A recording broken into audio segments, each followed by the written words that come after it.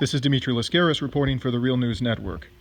On Saturday, February 23rd, protesters gathered in cities across Canada and the United States to demand that Western powers keep their hands off of Venezuela. The aim of the protest was not to express support for Nicolas Maduro or any particular politician or political party in Venezuela.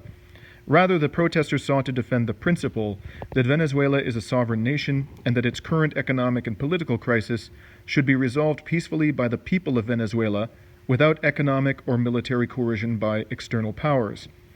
One of the external powers which has led the initiative to replace Venezuelan President Nicolas Maduro with Juan Guaido, a man who has never been elected as Venezuela's president, is the Canadian government of Justin Trudeau.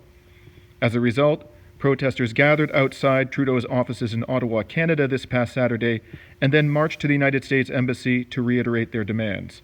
For the Real News, I attended the Ottawa protest and spoke to two of its organizers.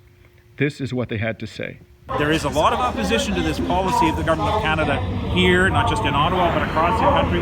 I really believe if more people knew and understood that broader context, there would be massive opposition, and the government just would not be able to get away with what they've been doing. So if you want to know what is going to happen to Venezuela tomorrow, look at Haiti today, after the intervention of the so-called adults of the world who decide upon themselves who should be the president of country X, Y, and Z.